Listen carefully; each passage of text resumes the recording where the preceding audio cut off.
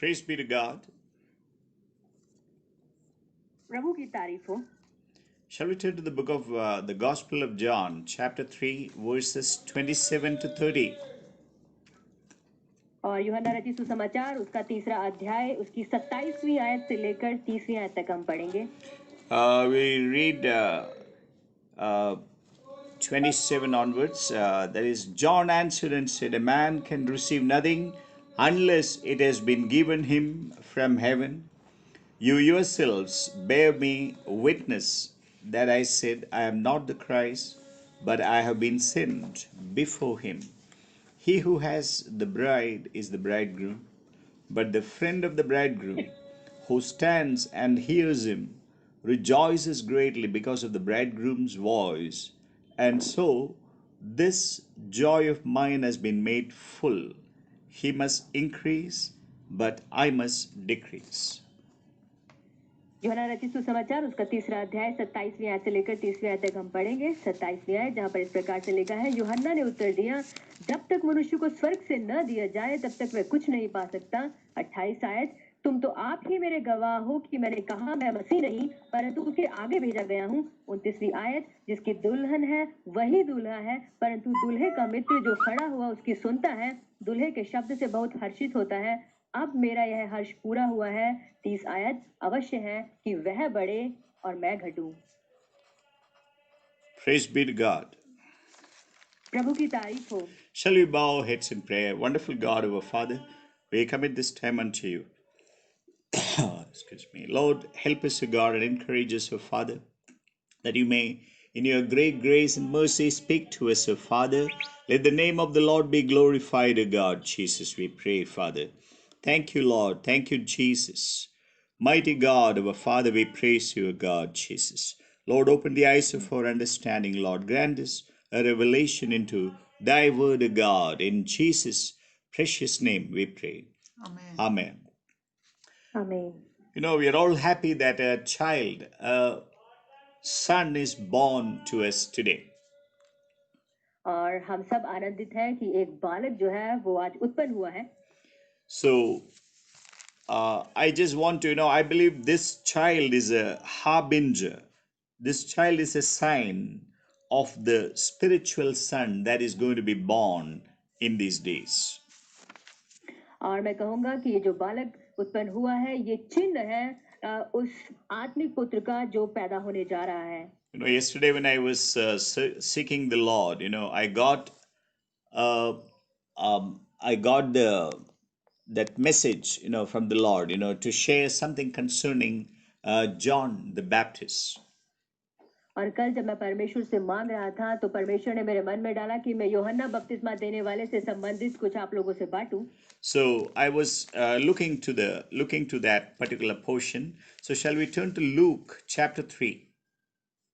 लूका रचित सुसमाचार उसके तीसरे अध्याय को हम देखेंगे। Luke chapter 3 verses 4 onwards, as it is written in the book of the words of Isaiah the prophet, the voice of one crying in the wilderness, make ready the way of the Lord, making his path straight. Every raven shall be filled up, and every mountain and hill shall be brought low, and the crooked shall become straight, and the rough roads smooth, and all flesh shall see the salvation of God. और तीसरा अध्याय और उसकी चौथी आयत जहाँ पर इस प्रकार से लिखा है, जैसा यशायाह भविष्यद्वक्ता के कहे हुए वचनों की पुस्तक में लिखा है, जंगल में एक पुकारने वाले का शब्द हो रहा है कि प्रभु का मार्ग तैयार करो, उसकी सड़कें सीधी बनाओ। 5वीं आयत, हर एक घाटी भर दी जाए और हर एक पहाड़ और टीला नीचा किया जाए, और जो टेढ़ा है सीधा और जो ऊंचा नीचा है वह चौरस मार्ग बनेगा। 6ठी आयत, हर एक प्राणी परमेश्वर के उद्धार को देखेगा। Now, this is the ministry of John the Baptist. और ये यूहन्ना बपतिस्मा देने वाले की सेवकाई थी। And the portion that we read first in John 3, we read him as the friend of the bridegroom. और यूहन्ना तीसरे अध्याय में जो हमने पढ़ा, हमने देखा कि दूल्हे का मित्र उसे कहा गया है। No, I believe the role of the friend of the bridegroom is to see that a bride is ready for the bridegroom. और जो दूल्हे का मित्र है उसका जो काम है वो ये देखना कि जो दुल्हन है वो दूल्हे के लिए तैयार हो चुकी है या नहीं। So today, the Lord is raising up a son for a purpose. और इसीलिए आज परमेश्वर एक बालक को उत्पन्न कर रहा है एक उद्देश्य के लिए। Shall we also turn to the book of Romans, chapter 8? लूका रचित सुसमाचार इसका 8वां अध्याय। Romans, chapter 8. क्षमा चाहूंगी, रोमियो उसका 8वां अध्याय। Romans 8, verses 29 and 30. 8वां अध्याय उसकी 29वीं और 30वीं आयत हम देखेंगे। Here we read, For whom he foreknew, he also predestined to become conformed to the image of his Son, that he might be the firstborn among many brethren. And whom he predestined, these he also called. And whom he called, he also justified. And whom he justified, these he also glorified. Romeo उसका 8वां अध्याय उसकी 29वीं और 30वीं आयत हम पढ़ेंगे। 29वीं आयत जहाँ पर लिखा है, क्योंकि जिन्हें उसने पहले से जान लिया है उन्हें पहले से ठहराया भी है कि उसके पुत्र के स्वरूप में हो, ताकि वह बहुत भाइयों में पहलौठा ठहरे। 30वीं आयत, फिर जिन्हें उसने पहले से ठहराया उन्हें बुलाया भी, और जिन्हें बुलाया उन्हें धर्मी भी ठहराया है, और जिन्हें धर्मी ठहराया उन्हें महिमा भी दी है। These are the verses I am just reading it, and please may the Spirit of God help you to keep retain these verses, because this has a message concerning the ministry of the church in the last days. और मैं इन आयतों को सिर्फ पढ़ रहा हूँ, लेकिन मैं चाहता हूँ कि परमेश्वर आपको समझ दे कि हम परमेश्वर की उस सेवकाई को इन वचनों के माध्यम से पा सके। Let's also read Romans 8 verses 18 and 19. इसी अध्याय की 8वीं और 19वीं आयत हम पढ़ेंगे। 18वीं और 19वीं आयत हम पढ़ेंगे। You will read, For I consider that the sufferings of this present time are not worthy to be compared with the glory that is to be revealed to us. 18वीं आयत जहाँ पर लिखा है, क्योंकि मैं समझता हूँ कि इस समय के दुख और कलेश उस महिमा के सामने जो हम पर प्रकट होने वाली है कुछ भी नहीं है। Verse 19, For the anxious longing of the creation waits eagerly for the revealing of the sons of God. 19वीं आयत, क्योंकि सृष्टि बड़ी आशा भरी दृष्टि से परमेश्वर के पुत्रों के प्रकट होने की बाट जो रही है। So there is something, a very distinct burden of the Holy Spirit in the last days concerning the revelation of the sons of God. और परमेश्वर के पुत्रों की पहचान में पवित्र आत्मा एक खास किस्म का बोझ हमें दे रही है। That means the Lord is preparing a group of people for a specific purpose in the last days. इसका मतलब है परमेश्वर ऐसे खास लोगों का समूह बना रहा है जो उसके अंतिम दिनों के उद्देश्य को पूरा करेंगे। Exactली the way he allowed John the Baptist to be born before the birth of Jesus Christ. और बिल्कुल वैसे ही जैसे उसने यूहन्ना बपतिस्मा देने वाले को अनुमति दी यीशु के आगमन से पहले। Let's also read Romans 8 verses 22 and 23. और इसी अध्याय की 22वीं और 23वीं आयत भी हम पढ़ेंगे। For we know that the whole creation groans and suffers the pains of childbirth together until now. And not only this, but also we ourselves, having the first fruits of the Spirit, even we ourselves groan within ourselves, waiting eagerly for our adoption as sons, the redemption of our body. 22वीं आयत जहाँ पर इस प्रकार से लिखा है, क्योंकि हम जानते हैं कि सारी सृष्टि अब तक मिलकर कराहती और पीड़ाओं में पड़ी तड़पती है। 23, और केवल वही नहीं पर हम भी जिनके पास आत्मा का पहला फल है आप ही अपने में कराहते हैं और ले पालक होने की अर्थात अपनी देह के छुटकारे की बाट जोते हैं। और 24 Okay. Let's also turn to Revelation 12. प्रकाशित वाक्य उसका 12वां अध्याय निकालेंगे। Revelation 12 verses 5 and 6. और 12वां अध्याय उसकी 5वीं और 6वीं आयत हम पढ़ेंगे। And she gave birth to a son, a male child, who is to rule all the nations with a rod of iron, and her child was caught up to God and to his throne. And the woman fled into the wilderness, where she had a place prepared by God, so that she might be nourished for 1260 days. 5वीं आयत जहाँ पर इस प्रकार से लिखा है, वह बेटा जनी जो लोहे का दंड लिए हुए सब जातियों पर राज्य करने पर था, और वह बच्चा एकाएक परमेश्वर के पास और उसके सिंहासन के पास उठाकर पहुंचा दिया गया। So, 6ठी आयत। और as we had seen, earlier, this woman is definitely the church, but there is a son that is born through her. That is, something, we need to understand actually. There is a mature son born to her, and we need to understand the purpose of this son. और देखिए, हम जानते हैं कि जो स्त्री है ये तो कलीसिया है, और ये जो बालक जन्मा है इस बालक का एक उद्देश्य है, और ये परमेश्वर की परिपक्व संतानें हैं। Yes, and this child was caught up to the throne of God. That is the maturing of these sons, and that sonship company. It's a group of people. It's not just one person. It's a group of mature sons who are prepared in the heavenlies for nourishing this woman. That is the church for 3.5 years during the tribulation time. और जब वो बालक उत्पन्न हुआ तो वो उठाकर परमेश्वर के सिंहासन के पास पहुंचा दिया गया, जहां हम देखते हैं कि परमेश्वर के उन बालकों का सयाना होना है, ताकि ये जो स्त्री है इसकी देखभाल की जाए। And let's see, immediately after the birth of this child, something happens in the heavenlies. Let's read that in verses 7 and 8. और इसके बाद 7वीं और 8वीं आयत में हम देखेंगे इसके बाद कुछ होता है। There was war in heaven, Michael and his angels waging war with the dragon, and the dragon and his angels waged war, and they were not strong enough, and there was no longer a place found for them in heaven. और 7वीं और 8वीं आयत जहाँ पर इस प्रकार से लिखा है, फिर स्वर्ग में लड़ाई हुई, मिकाइल और उसके स्वर्गदूत अजगर से लड़ने को निकले, और अजगर और उसके दूत उससे लड़े। 8वीं आयत, परंतु प्रबल न हुए। What we see फिर that, स्वर्ग में yeah, read.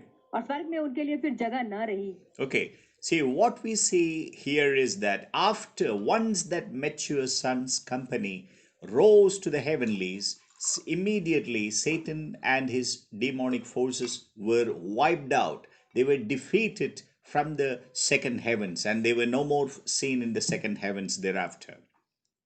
और हम देखते हैं कि जब ये सयाने बालक उठाकर परमेश्वर के पास पहुंचाए गए, तो शैतान और उसके सारी जो सेना है वो दूसरे स्वर्ग से निकाल दी गई।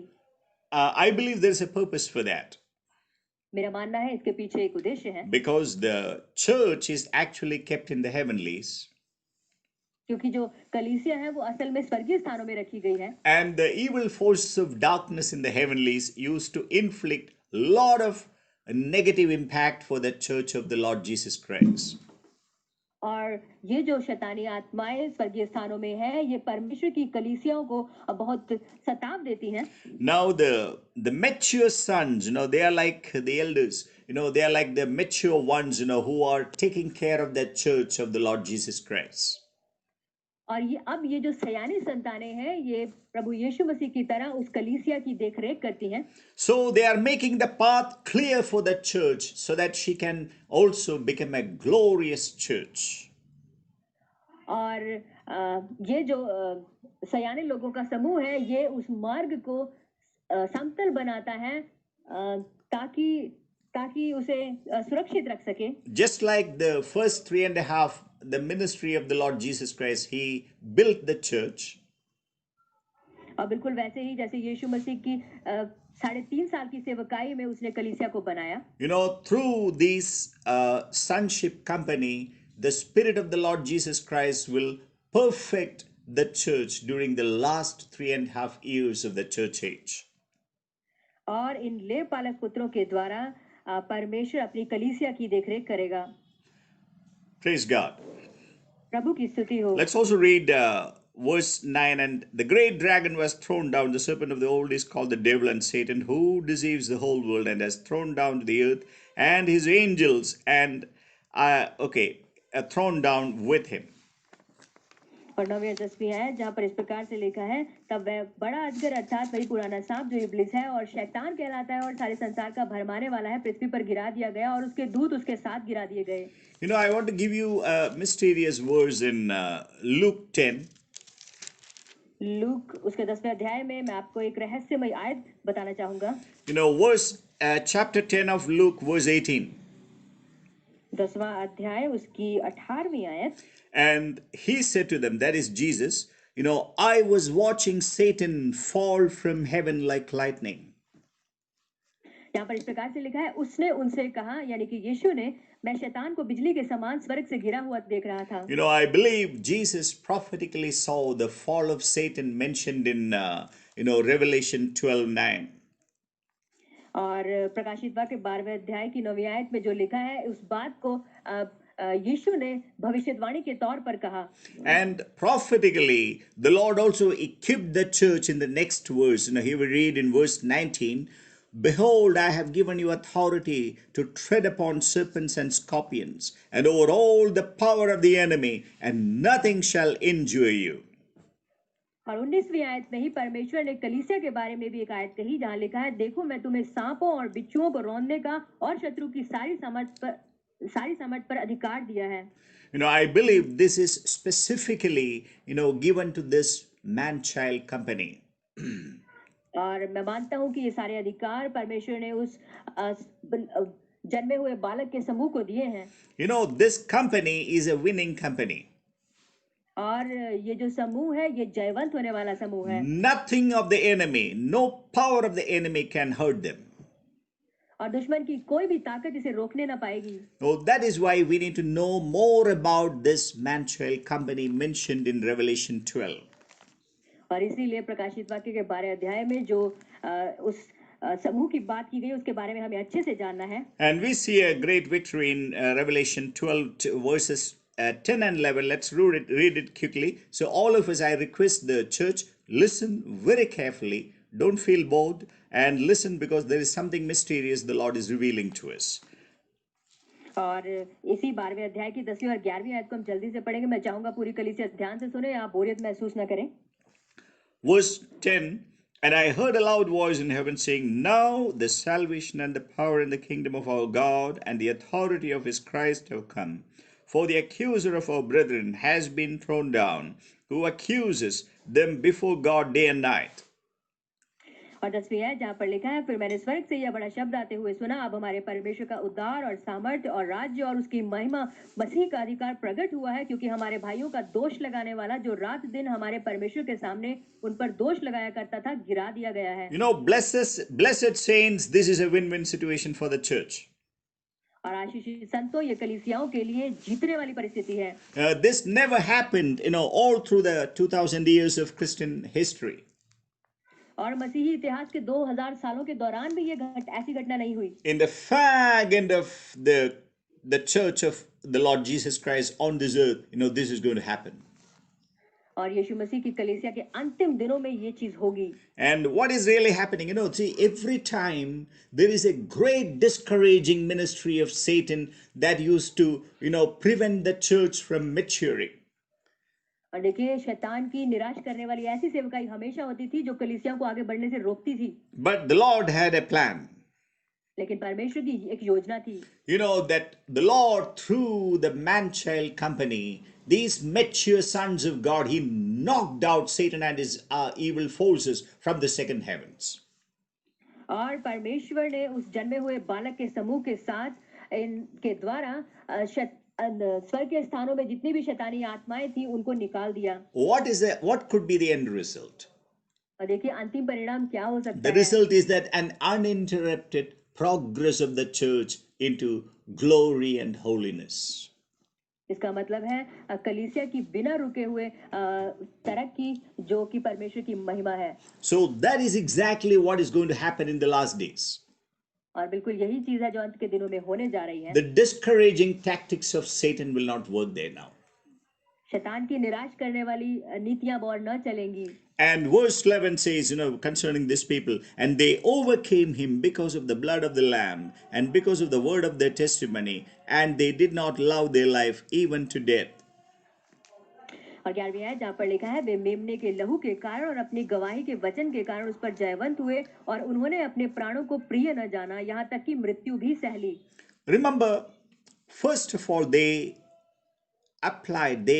were using the blood of the Lamb to their advantage. और देखिए, याद रखें, सबसे पहले जो चीज वो कर रहे थे, वो मेमने के लहू को इस्तेमाल कर रहे थे। No, when the blood of the lamb will take away all the accusation of the enemy. और जो मेमने का लहू है वो शैतान के लगाए सारे दोषों को दूर करता है। Secondly, the word of their testimony. और दूसरी चीज है उनकी गवाही के वचन। We need to know that, look, Jesus Christ has taken away all the reproach. और देखिए यीशु मसीह ने हमारी सारी निंदाओं को ले लिया है। And they did not love their life even to death. और मृत्यु तक उन्होंने अपने जीवन को प्रिय न जाना। So we need to know that, here is a group of people, who are 100% given to the purposes of God. और यहाँ पर उस जन्मे हुए बालक का समूह है जो 100% परमेश्वर को सौंपा गया है। And those are the heavenly people. और वे स्वर्गीय लोग हैं। And there is going to be, and now I want to come back to the Gospel of Luke chapter 1. और लूका रचित सुसमाचार उसके पहले अध्याय पर मैं आना चाहूंगा। There is an amazing parallel I want you to show that God is doing, so that we can understand this truth a little more deeply. और मैं आपको इसी के समांतर में आयतें दिखाना चाहता हूं ताकि परमेश्वर की सच्चाई को हम गहराई से समझ सकें। I want to say that this man-child company that was born in Revelation 12 and the birth of John the Baptist, there is a deep relationship. और मैं कहूंगा कि प्रकाशित वाक्य में ये जो बालक का समूह पैदा हुआ है ये और जो यूहन्ना बपतिस्मा देने वाले इन दोनों के बीच में बड़ा एक मेल जोल है। The ministry of John the Baptist and the ministry of this man-child company, there is a great significance and relationship. और यूहन्ना बपतिस्मा देने वाले की सेवकाई और जन्मे हुए बालक और इसके समूह की सेवकाई इन दोनों के बीच बड़ी समानता है। Let's read Luke chapter 1 verse 5. लूका उसका पहला अध्याय उसकी 5वीं आयत। In the days of Herod, the king of Judea, there was a certain priest named Zacharias of the division of Abijah, and he had a wife from the daughters of Aaron, and her name was Elizabeth. 5वीं आयत जहाँ पर लिखा है यहूदिया के राजा हेरोदेस के समय अबिया के दल में जकरिया नाम का एक याजक था और उसकी पत्नी हारून के वंश की थी जिसका नाम इलीशिबा था। Herod was the king of Judea. और जो हेरोदेस था वो यहूदिया का राजा था। Herod is a type of Satan here. और जो हेरोदेस है वो एक किस्म का शैतान है। The hill, Judea is a hill country. और जो यहूदिया है वो पहाड़ी देश है। I believe this is a picture of Satan ruling the heavenlies. मेरा मानना है कि ये शैतान की तस्वीर है जो स्वर्गीय स्थानों में अधिकार जमाए है। We know that in the second, even till the second heaven, Satan has access. और हम जानते हैं कि दूसरे स्वर्ग तक शैतान को जाने का अधिकार है। But God raises a Zacharias and Elizabeth. लेकिन परमेश्वर ने जकरिया और इलीशिबा को खड़ा किया। And if you read verse 6, and they were both righteous in the sight of God, walking blamelessly in all the commandments and requirements of the Lord. छठी आयत जहाँ पर लिखा है वहाँ लिखा है वे दोनों परमेश्वर के सामने धर्मी थे और प्रभु की सारी आज्ञाओं और विधियों पर निर्दोष चलने वाले थे। Here Zacharias and Elizabeth, they are a beautiful picture of the church. जकरिया और इलीशिबा जो है वो कलीसिया की एक खूबसूरत तस्वीर है। And what we see in verse 7, and they had no child because Elizabeth was barren and they were both advanced in years. 7वीं है जहाँ पर लिखा है उनके कोई भी संतान न थी क्योंकि इलीशिबा बांझ थी और वे दोनों बूढ़े थे। Now if you come to know, now this verse has got significance now because see in the first century we saw the birth of the church. और हम देखते हैं कि इस शताब्दी में कलीसिया का पैदा होना है। And after that, the church grew and developed into a youthful stage and then mature, and today the church is old. और हमने देखा कि उस समय जो कलीसिया थी वो परिपक्व हुई और बड़ी और आज जो है जो कलीसिया है वो दृढ़ खड़ी है। If we think about the earthly existence of the church, this is the 21st century is like the old age of the church. और यदि हम 21वीं शताब्दी को देखें तो ये बिल्कुल ऐसा है जैसे पुरानी कलीसियाओं का युग। So there is going to be a church, there is going to be a child born in the old age of the church. और एक बालक है जो कलीसिया के उस पुराने समय में पैदा होने जा रहा You है। know, I would encourage you, this is like that child, in Revelation 12, 5 and 6. और मैं आपसे कहूंगा कि ये बिल्कुल वही बालक है जो प्रकाशित वाक्य उसके 12वां अध्याय और 5वीं और 6ठी आयत में दिया गया So है। there is a child who is going to be born in the last days, in the old age of the church. और एक बालक है जो इन अंतिम दिनों में उस कलीसिया के पुराने युग में पैदा होने जा रहा है। There are some parents, who get, a son in their old age. और कुछ माता पिता ऐसे भी होते हैं जिन्हें उनके बुढ़ापे के समय में संतान मिलती है। Joseph was once a child for Jacob. और यूसुफ जो था वो याकूब के लिए एक बार बेटा था। And Joseph is an example of this man-child company. और यूसुफ जो है ये इसी संतान के समूह की तस्वीर है। And we see that through Joseph, who went to Egypt, and through him, the entire Israel was preserved. और हम जानते हैं कि यूसुफ जब मिस्र में गया तो उसके द्वारा सारे इजरायली बचाए गए। It's a type. It's a type and shadow. और ये एक किस्म है और हम कह सकते हैं कि एक किस्म की छवि है। So, exactly like Joseph, there is going to be a man-child company, a mature sonship group, who is going to preserve the church in these last days from famine. और बिल्कुल इस यूसुफ के समान एक बालक है जिसका पूरा समूह है और वो कलीसिया की रखवाली के लिए खड़ा किया जाएगा। So, I was very happy when, this morning I got the news, from Manipur that, like a son is born to Donna. और आज सुबह जब मुझे ये समाचार मिला कि डोना के पुत्र उत्पन्न हुआ है तो मैं बहुत खुश था। I was so happy, I took it as a confirmation of the word that God gave to me at night.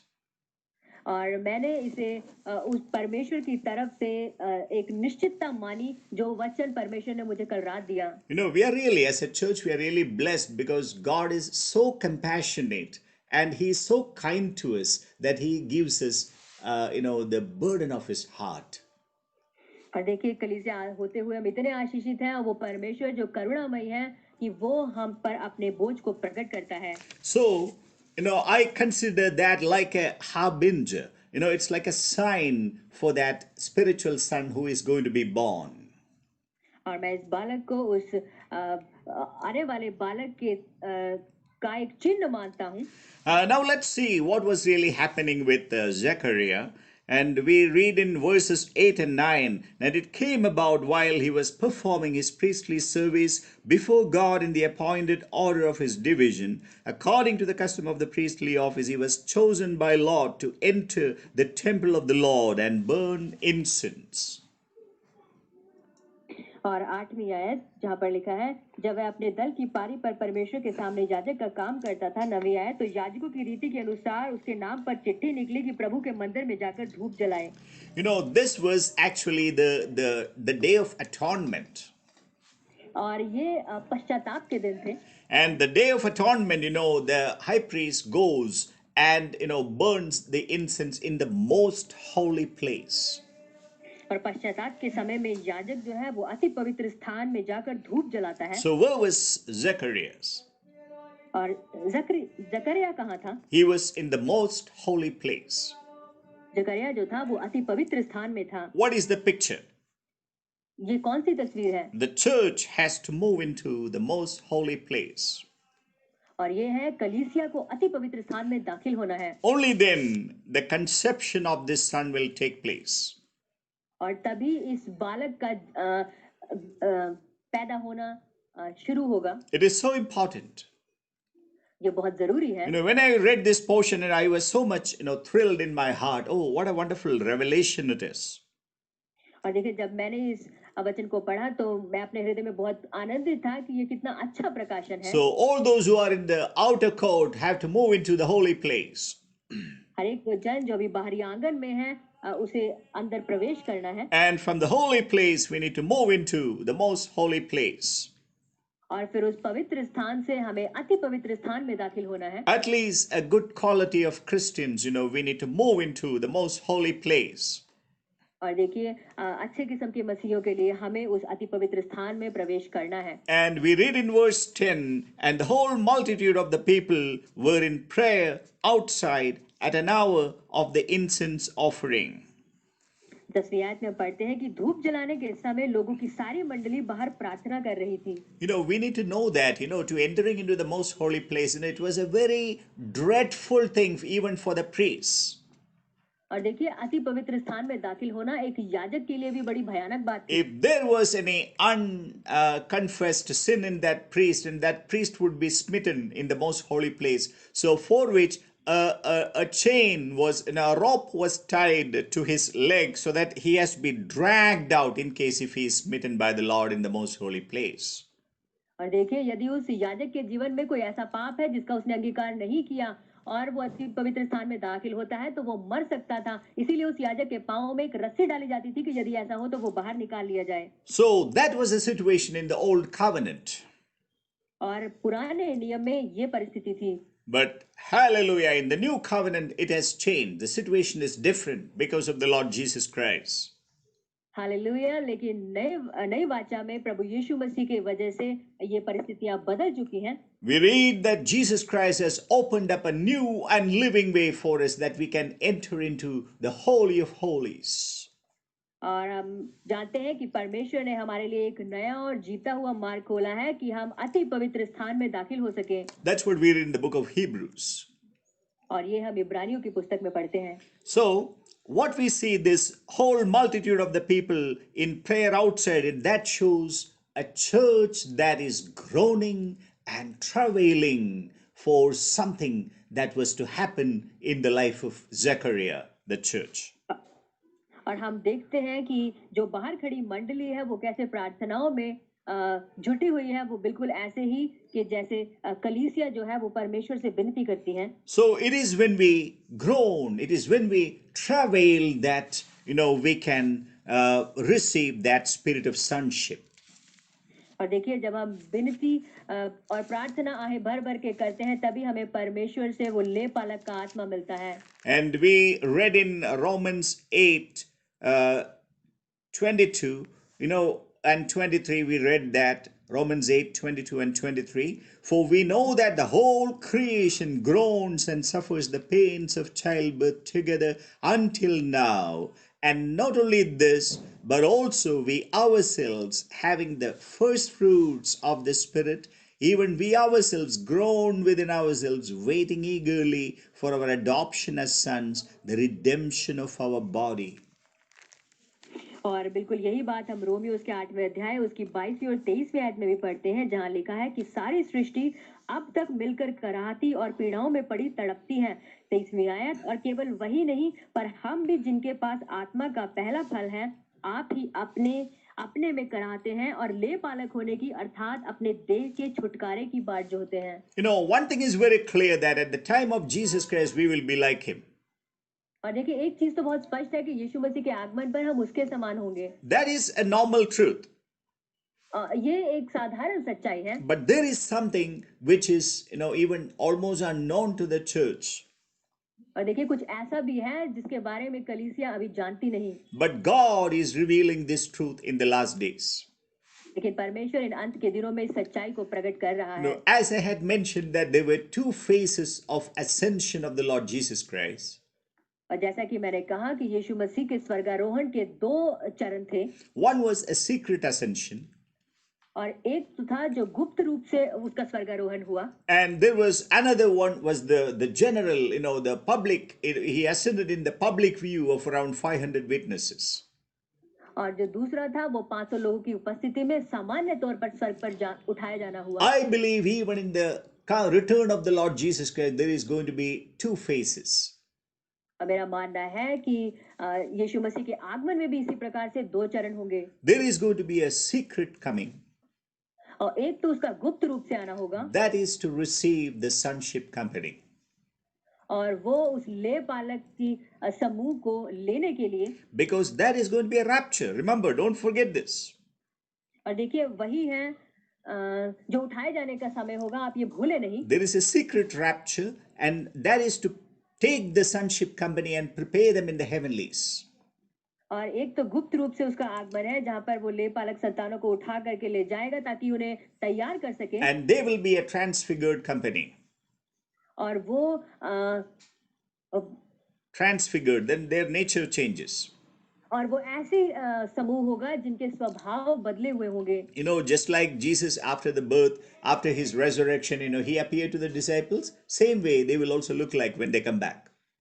और बिल्कुल वैसे ही जब यीशु मसीह स्वर्ग पर उठाए जाने के बाद क्रूसित होने के बाद जब अपने चेलों को दिखाई दिया तो जैसा उसका रूप था वैसे ही इनका भी होगा। Please remember, Jesus went, even at the seashore, he came to the disciples and, he had breakfast with them. और आप ये याद रखिए कि यीशु मसीह समुद्र के किनारे अपने चेलों के पास आया था, उसने साथ उनसे बैठ के नाश्ता No, भी there किया was था। there wasn't a major difference in the appearance, और उसका जो दिखना था उसमें बहुत ज्यादा फर्क नहीं था, but that body was very powerful. लेकिन वो जो देह थी वो बड़ी सामर्थी थी It was not bound by the earthly limitations. और वो इस पृथ्वी की सीमाओं में फंसी हुई नहीं थी। He could appear anywhere, anytime. That was the situation. देखिए वो तो देह ऐसी थी कि वो किसी भी समय कहीं पर भी प्रकट हो सकता था। So that is a proof that, like it is, I just want to show that, the 40 days he was on the earth after the resurrection, that is the sign actually, like Jesus, even if we are transfigured, we can still come back to this earth and we can still be here and do a ministry over here. और देखिए जैसे यीशु मसीह पुनरुत्थान के बाद वापस आया और 40 दिन यहाँ पर रहा, बिल्कुल ऐसे ही हम भी उठाए जाने के बाद इस पृथ्वी पर आकर के सेवकाई कर सकते हैं। As we read, in Romans 8:23, having the first fruits of the Spirit. और जैसे कि हम रोमियो 8वें अध्याय उसकी 23वें आयत में पढ़ते हैं कि जिनके पास आत्मा का पहला फल है। The first fruits means the batch of fruit that matures before the other fruit. और जब हम कहते हैं पहला फल तो उसका अर्थ है जब फलों में सबसे पहला गुच्छा पकता है वो। That is, if out of the 100% of the fruitage, maybe 1% will be the first fruit. और उन 100% फलों में से हो सकता है 1% है जो पहले फलता है। So that 1% is considered most precious by the farmer. और जो किसान है उस 1% को बड़े उससे बड़ा लगाव रखता है। Okay, so now this is like in the spiritual sense that man-child company, that God is going to take them and God is going to prepare them, and God will send them back so that they can make the church ready during the 3.5 years of tribulation. और बिल्कुल उसी तरीके से परमेश्वर उस पहले परिपक्व हुई संतानों को लेकर के जाएगा, उन्हें तैयार करेगा जो कि आने वाले 3.5 सालों में अपनी सेवकाई को करेंगे। And this sonship company will be completely equipped with the wisdom, knowledge, power, and anointing of the Holy Spirit. और ये जो ले बालकों का समूह होगा, ये परमेश्वर के अभिषेक, उसकी सामर्थ, उसके ज्ञान, उसकी समझ से आशीषित होगा। Do you know, once I had challenged you, like during the Revelation study, that, see, during the time of Antichrist and Satan, the dragon and the false prophet, there will be absolutely no communication with the church. अगर आपको याद हो तो कि प्रकाशित वाक्य की शिक्षा देते समय मैंने आपसे एक बात कही थी कि जब अजगर और शैतानी समूह के बीच युद्ध चलेगा तब लोगों के बीच में आपस में कोई वार्तालाप नहीं होगा। Do you know why? आप जानते हैं क्यों? Because we can't buy or sell without the mark of the beast. क्योंकि शैतान के उस छाप के बिना हम चीजें खरीद और बेच ही नहीं पाएंगे।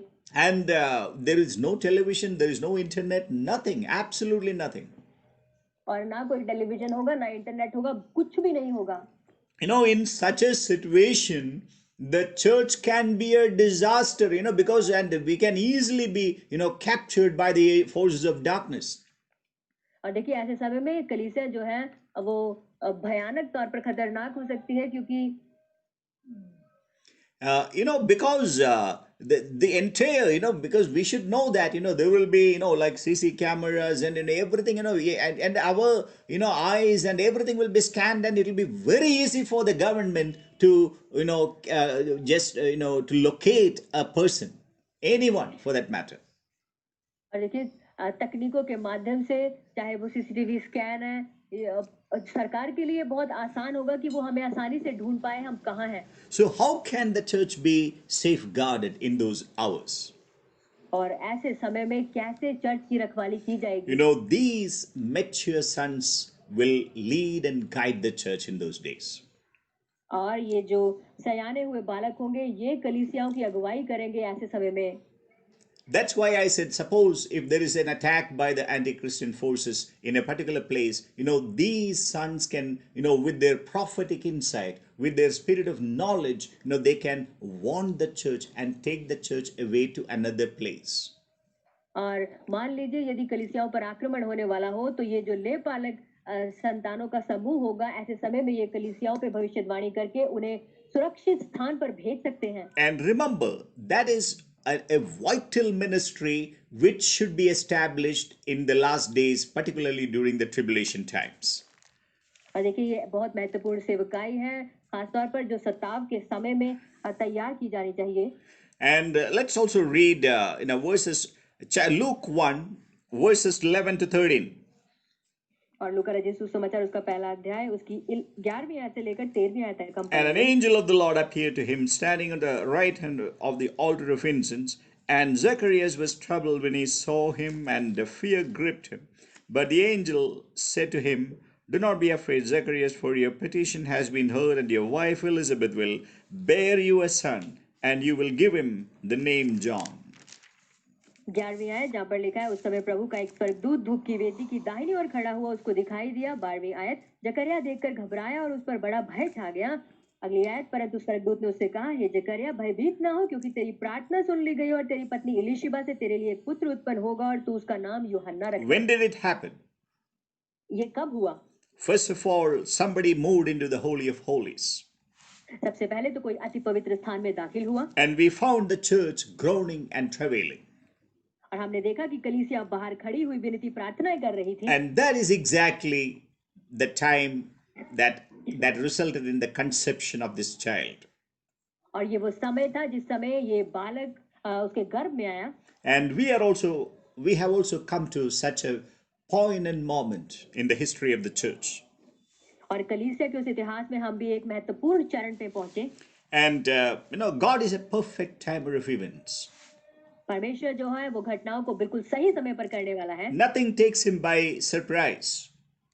वो किसी भी चीज से हैरान नहीं होता Because God is working. क्योंकि परमेश्वर काम पर है Verse 14, and you will have joy and gladness, and many will rejoice at his birth.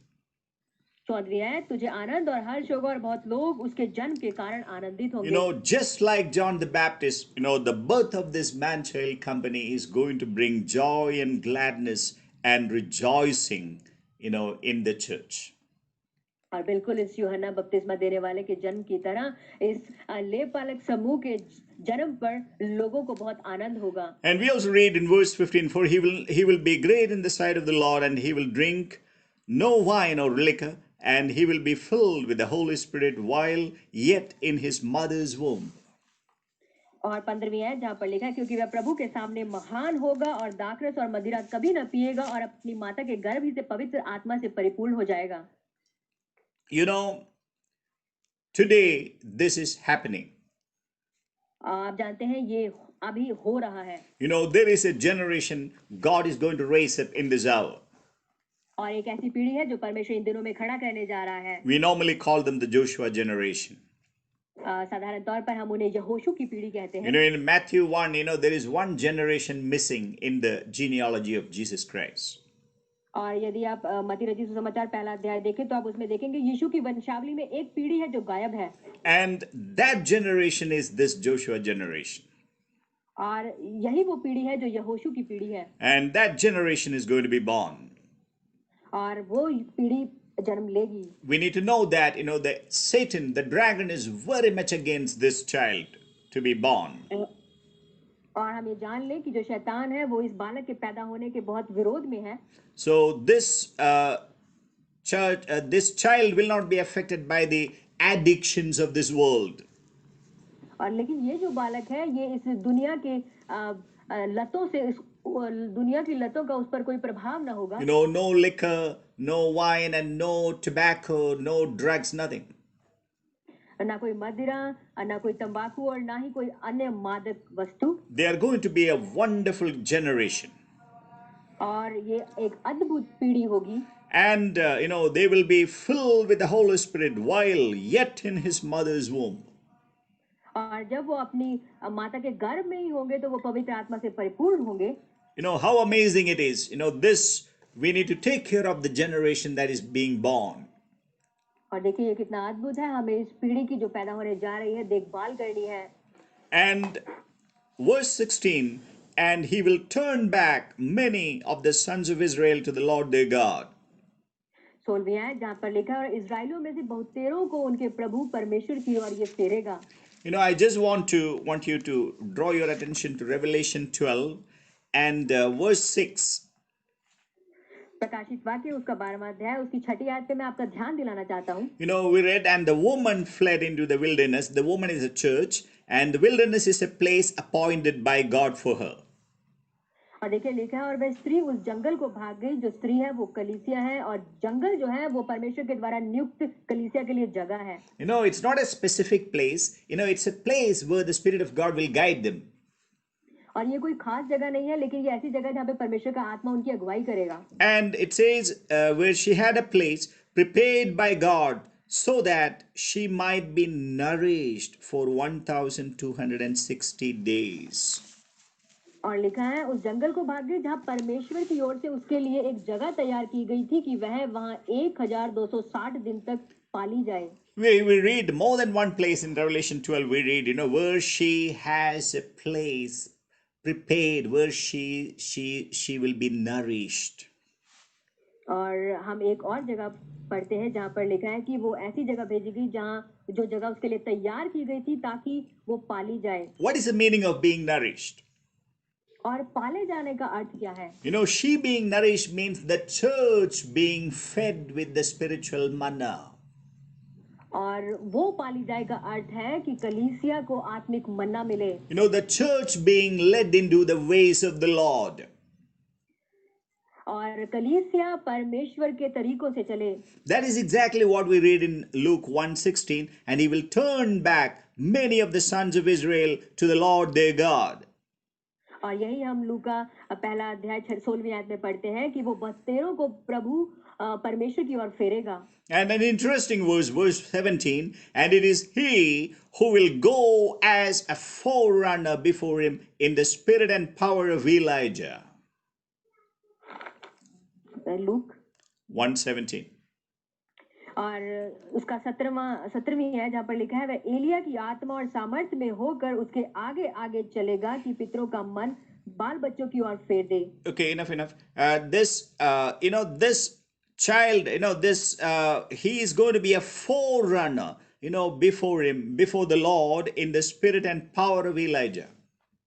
और देखिए वो एलिया की आत्मा और सामर्थ्य में होकर आगे आगे चलेगा। In Romans 8:23 we saw he is the first fruit of the spirit. और रोमियो 8:23 में हमने देखा कि वो पहला फल है। And that is exactly what we read. It matches perfectly. It says he who will go as a forerunner before him in the spirit and power of Elijah. और देखिए जो हम रोमियो में पढ़ते हैं ये बिल्कुल उसके समांतर आयत है जहाँ पर लिखा है कि वो आत्मा और सामर्थ्य में होकर उसके आगे आगे चलेगा। Elijah had a glorious ministry against the evil prophets of Baal. और बाल के जो बुरे भविष्यद्वक्ता थे उनके खिलाफ एलिया की बड़ी अच्छी सेवकाई थी। And today, we have an Elijah, that is the divine Elijah, that is the Lord Jesus Christ. और आज जो एलिया है वो है ईश्वरीय एलिया जो प्रभु यीशु मसीह स्वयं है। Who has defeated Satan and all the demonic forces on the cross of Calvary.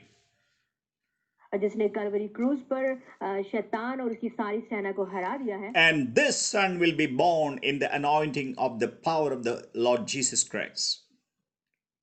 और ये जो बालक उत्पन्न होगा ये प्रभु यीशु मसीह के अभिषेक और उसकी सामर्थ्य में होगा। And the ministry of this sons is mentioned here to turn the hearts of the fathers back to the children. और जो इस बालक की सेवकाई है वो यहाँ पे दर्ज है, जहाँ लिखा है कि वह पितरों का मन बाल बच्चों की ओर फेर देगा। And the disobedient to the attitude of the righteous. और लिखा है आज्ञा न मानने वालों को धर्मियों की समझ पर लाए। So as to make ready a people prepared for the Lord. और लिखा है प्रभु के लिए एक योग्य प्रजा तैयार करे। You know, this is an amazing ministry. और ये एक अद्भुत सेवकाई है। You know, John was born. और यूहन्ना पैदा हुआ। John, the birth of John is a harbinger that there is going to be a divine John born in the last days. और यूहन्ना का पैदा होना एक चिन्ह है उस ईश्वरीय यूहन्ना के पैदा होने में। You know, John, the name John means the Lord is gracious. और देखिए यूहन्ना का अर्थ है कि परमेश्वर दयालु है। And we know that in the last days, you know, there is a God, there's a gracious God who is at work in the church. और हम जानते हैं कि अंत के दिनों में एक अनुग्रहकारी परमेश्वर है जो कलीसियाओं में काम पर है। And I want to say that, you know, like Zacharias, you know, in Luke 1 verse 67, you know, let's remember, and his father Zacharias was filled with the Holy Spirit and prophesied.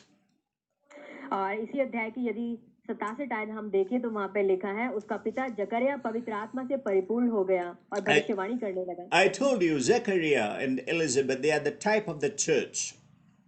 और मैंने आपसे कहा कि जो जकरिया और एलिशिबा हैं वो कलीसिया की तस्वीर है। And once this child is born, और जब ये बालक पैदा हो गया, and you know, there is something that is really happening.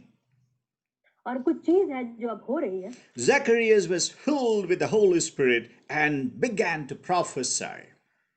जकरिया पवित्र आत्मा से परिपूर्ण हो गया और भविष्यवाणी करने लगा।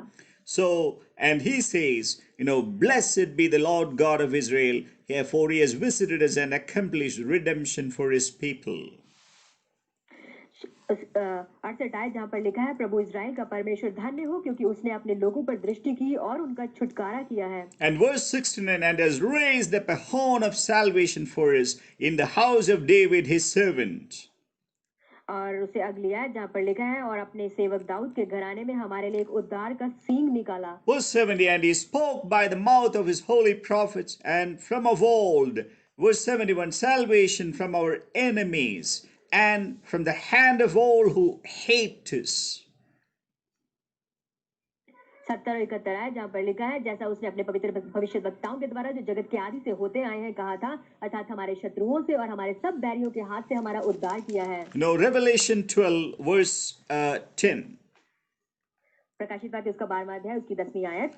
And here we read, and I heard a loud voice in heaven saying, now the salvation and the power and the kingdom of our God and the authority of his Christ have come. For the accuser of our brethren has been thrown down, who accuses them before our God day and night. फिर जहाँ पर लिखा है फिर मैंने स्वर्ग से यह बड़ा शब्द आते हुए सुना, अब हमारे परमेश्वर का उद्धार और सामर्थ्य और राज्य और उसके महिमा मसीह का अधिकार प्रकट हुआ है, क्योंकि हमारे भाइयों पर दोष लगाने वाला जो रात दिन हमारे परमेश्वर के सामने उन पर दोष लगाया करता था गिरा दिया गया है। You know, that verse 10 matches very well with, you know, this verses 69, 70, 71, 72. और जो आयत अभी हमने पढ़ी है ये लूका रचित सुसमाचार उसके 67, 68 और 69 आयत से बड़े अच्छे से मेल खाती है। And verse 73 we read, the oath which he swore to Abraham our father to grant us that we being delivered from the hand of our enemies might serve him without fear in holiness and righteousness before him all our days. Verses 72 to और 73, 72 to 75. 74, 75 जहाँ पर 73 to 75. और वह शपथ जो उसने हमारे पिता अब्राहम से खाई थी 74 आयत कि वह हमें यह देगा कि हम अपने शत्रुओं के हाथ से छूटकर 75 उसके सामने पवित्रता और धार्मिकता से जीवन भर निडर रहकर उसकी सेवा करते रहें। And you child, verse 76, and you child will be called the prophet of the Most High, and you will go on before the Lord to prepare his ways. 76 आयत और लिखा है, और तू हे बालक परम प्रधान का भविष्यद्वक्ता कहलाएगा, क्योंकि तू प्रभु का मार्ग तैयार करने के लिए उसके आगे आगे चलेगा, To give to his people the knowledge of salvation by the forgiveness of their sins. और 70 आयत कि उसके लोगों को उद्धार का ज्ञान दे और जो उनके पापों की क्षमा से प्राप्त होता है. You know, I want to say that, there is a great burden in the heart of God to conform us, conform you and I in the image of the Lord Jesus Christ. मैं कहूंगा कि परमेश्वर के हृदय में एक भारी बोझ है आपके और मेरे लिए, ताकि आपको और मुझको अपने पुत्र प्रभु यीशु मसीह के स्वरूप में ढाल सके. All these days, please keep meditating Romans 8 verses 29. और इन दिनों में आप रोमियो उसका 8वां अध्याय उसकी 29वीं आयत पर मनन करते रहें. It says, for whom he foreknew, he predestined to become conformed to the image of his son. और 29वीं आयत रोमियो उसका 8वां अध्याय, जहां पर लिखा है, क्योंकि जिन्हें उसने पहले से जान लिया है उन्हें पहले से ठहराया भी है. This is the heart burden of God in this hour.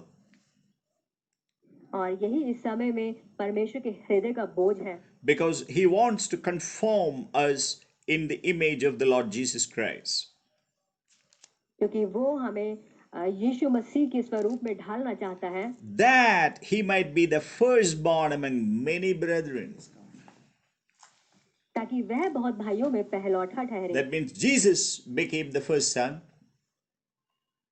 इसका अर्थ है कि यीशु पहला पुत्र बना. And the father said, this is my beloved son in whom I am well pleased.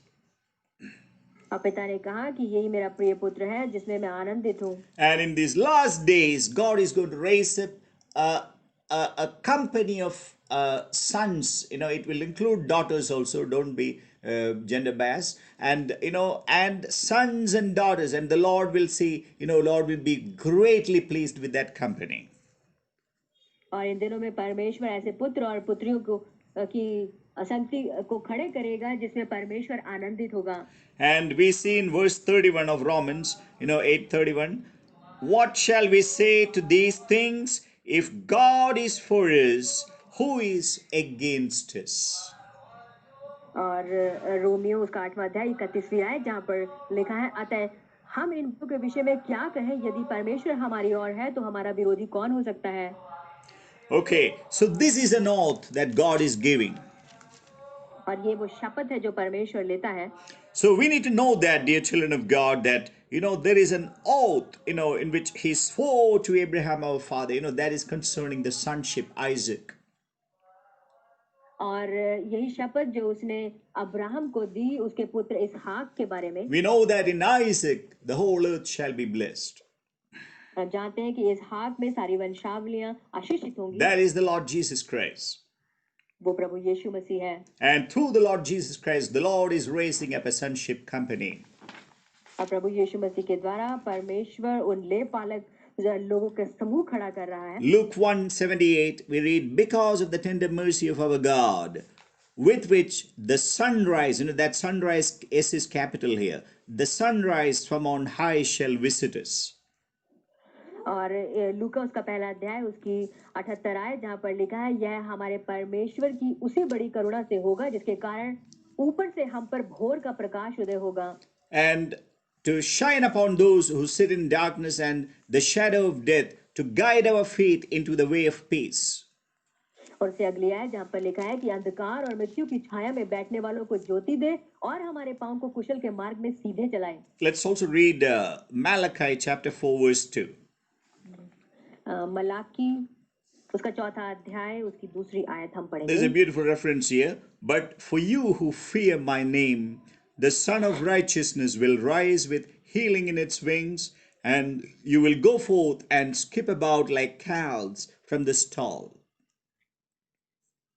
Malachi उसका 4था अध्याय उसकी 2री आयत, जहाँ पर इस प्रकार से लिखा है, परंतु तुम्हारे लिए जो मेरे नाम का भय मानते हो, धर्म का सूर्य उदय होगा और उसकी किरणों के द्वारा तुम चंगे हो जाओगे और तुम निकलकर पाले हुए बछड़ों के समान कूदोगे और फांदोगे। And verse 3 we read, And you will tread down the wicked, for they shall be ashes under the soles of your feet on the day which I am preparing, says the Lord of hosts. तीसरी आयत, तब तुम दुष्टों को लताड़ डालोगे, अर्थात मेरे उस ठहराए हुए दिन में वे तुम्हारे पांव के नीचे की राख बन जाएंगे। सेनाओं के यहोवा का यही वचन है। You know, God is preparing the church for a specific ministry in this hour. और इस समय में परमेश्वर एक खास सेवकाई के लिए कलीसिया को खड़ा कर रहा है। Romans 16:20 we read, रोमियो उसका 16वां अध्याय 20 verse. उसकी 20वीं आयत, And the God of peace will soon crush Satan under your feet.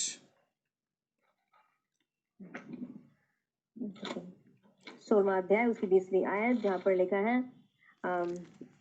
और शांति का परमेश्वर शैतान को तुम्हारे पांव से शीघ्र कुचलवा देगा। Yes, and immediately, we see the grace of the Lord Jesus Christ be with you. और उसके तुरंत बाद हम देखते हैं कि हमारे प्रभु यीशु मसीह का अनुग्रह तुम पर होता रहे। Verse 80, Luke 180, that's the last word here.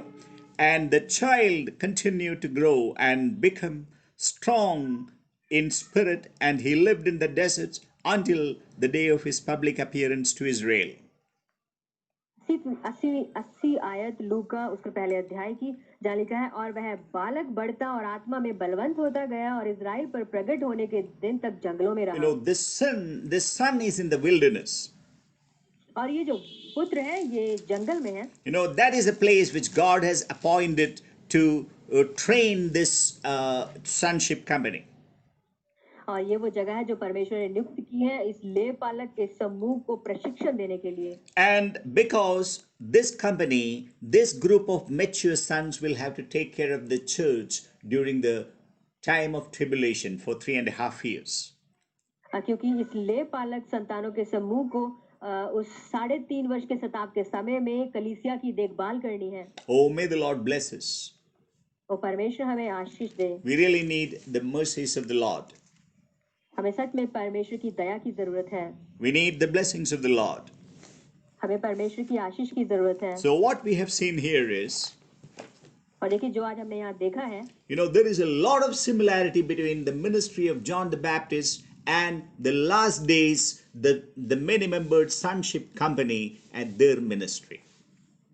और हम क्या देखते हैं कि जो लूका रचित सुसमाचार है और जो प्रकाशित वाक्य में दी गई उस ले पालक संतान का समूह है, उन दोनों में उनकी सेवकाइयों में बड़ी समानता है। John the Baptist served before the coming of the Lord Jesus Christ. यूहन्ना बपतिस्मा देने वाले ने सेवा की प्रभु यीशु मसीह के आगमन से पहले। Just before. और बिल्कुल उसके पैदा होने से पहले। Exactly like that, these sonship company will minister to the church just before the second coming of the Lord Jesus Christ. और बिल्कुल इसी प्रकार से ये जो ले पालक का समूह है ये कलीसिया की अगुवाई करेगा बिल्कुल यीशु मसीह के दूसरे आगमन से पहले। May the Lord bless these verses. परमेश्वर इन आयतों को आशीष दे। And grant us more insight into it. और हमें इसके अंदर और दृष्टि दे। Amen. आमीन।